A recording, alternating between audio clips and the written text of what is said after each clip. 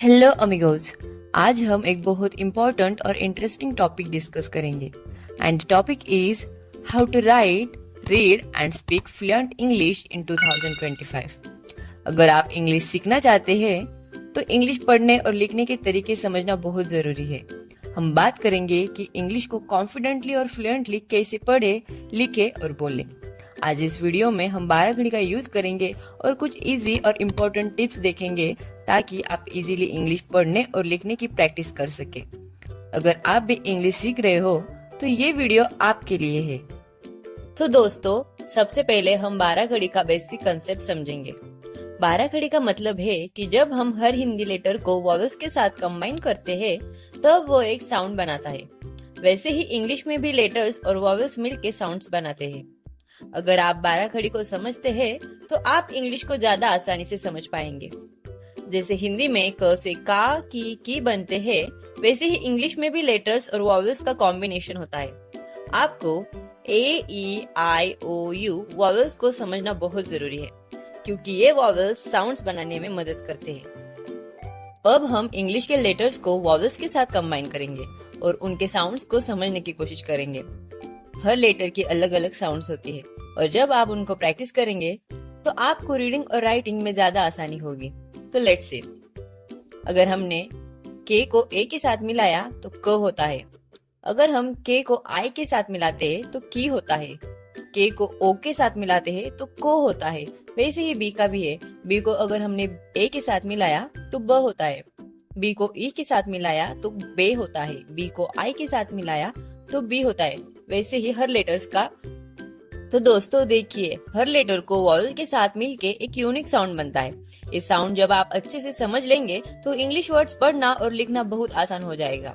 अब हम कुछ सिंपल वर्ड्स देखेंगे जो 12 खड़ी साउंड्स का यूज करते हैं। ये आपको रीडिंग और राइटिंग में मदद करेगा।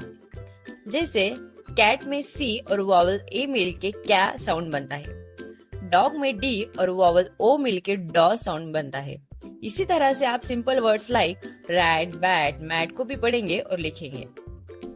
जब आप वर्ड्स पढ़ते हैं तो उनके 12 घड़ी साउंड्स को ध्यान से समझकर पढ़े। ये आपको राइटिंग और रीडिंग में कॉन्फिडेंट बनाएगा। अब हम कुछ सिंपल सेंटेंसेस बनाएंगे जो 12 घड़ी साउंड्स का यूज करते हैं। ये सेंटेंसेस आपको इंग्लिश सेंटेंस फॉर्मेशन को समझाने में मदद करेंगे। Let's see example sentences. I have a cat. यहाँ सी और वॉवेल ए का कॉम्बिनेशन है। The dog is big। यहाँ D और वॉवेल O का कॉम्बिनेशन है। She is my friend। यहाँ F और वॉवेल I का कॉम्बिनेशन है। जैसे ही आप ये सेंटेंसेस पढ़ते हैं, आपको 12 खड़ी साउंड्स का बेटर अंडरस्टैंडिंग हो जाएगा एंड ये आपको रीडिंग और राइटिंग में हेल्प करेगा। तो अमिगोज, हमने अभी देखा पूरा बेसिक आइडिया कि हम इंग्लिश पढ़ने और लिखने में शुरुआत कैसे करें। तो अब हम देखेंगे कुछ इम्पोर्टेंट एंड इजी टिप्स और स्टेप्स कि हम इंग्लिश कॉन्फिडेंटली एंड फ्लुएंटली कैसे पढ़े, लिखे और बोले। Step 1, understanding the basics, build confidence. सबसे पहले आपको अपनी कॉन्फिडेंस को बिल्ड करना होगा। जब तक आप अपने आप पर भरोसा नहीं करेंगे तब तक इंग्लिश पढ़ने, लिखने और बोलने में दिक्कत होगी। तो अपनी गलतियों से सीखने की कोशिश करिए और कॉन्फिडेंस से प्रैक्टिस करिए। आप जितना प्रैक्टिस करेंगे उतना आपका कॉन्फिडेंस बढ़ेगा। रिमेम्बर अमिगोज, मिस्टेक्स सबसे बड़े टीचर्स होते हैं, इसलिए उनसे घबराए नहीं बल्कि उन मिस्टेक से अपने आप को इम्प्रूव करिए। Step 2, reading practice. अब हम बात करते हैं रीडिंग की।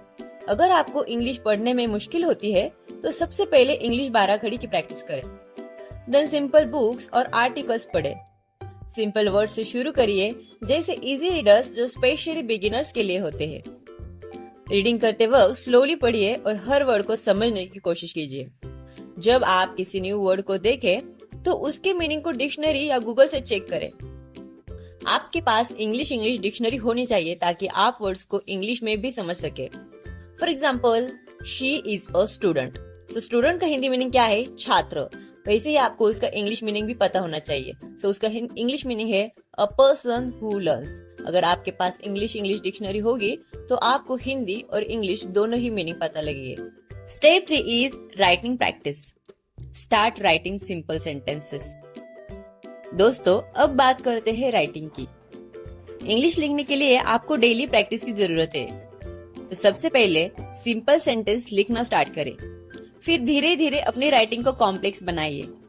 अगर आपको राइटिंग में हेल्प चाहिए तो अपने थॉट्स को एक नोटबुक में लिखना शुरू करें। आप सिंपल सेंटेंसेस लिख सकते हैं। For example, I like to read books, she works in an office, they are my friends. जब आप डेली लिखेंगे तो आपकी राइटिंग स्किल्स इम्प्रूव होगी। और हाँ, आपको ग्रामर पे भी ध्यान देना होगा, जैसे टेंसेस, आर्टिकल्स और सेंटेंस स्ट्रक्चर। अगर आप गलत लिखते हैं तो अपनी गलतियों से सीखें और उसे इम्प्रूव करें। Step 4, speaking practice. Start speaking slowly and clearly. अब आते हैं स्पीकिंग पर। सबसे पहले जब आप इंग्लिश बोलते हैं तो स्लोली बोलने की कोशिश करें, क्योंकि शुरू में फास्ट बोलना मुश्किल होता है। पहले आप अपने थॉट्स को सिंपल सेंटेंसेस में बोलिए और फिर धीरे धीरे अपने सेंटेंस को इम्प्रूव करें। तो दोस्तों, आप अपने फ्रेंड्स या फैमिली मेंबर्स के साथ प्रैक्टिस कर सकते हैं। अगर आप कॉन्फिडेंटली बोलेंगे तो आपके स्पीकिंग स्किल्स इम्प्रूव होंगे। अगर आप खुद से प्रैक्टिस करना चाहते हैं तो मिरर के सामने बात करें या फिर आप फोन में भी रिकॉर्ड कर सकते हैं। अपनी आवाज सुनना आपको इंग्लिश इम्प्रूवमेंट में मदद करेगा।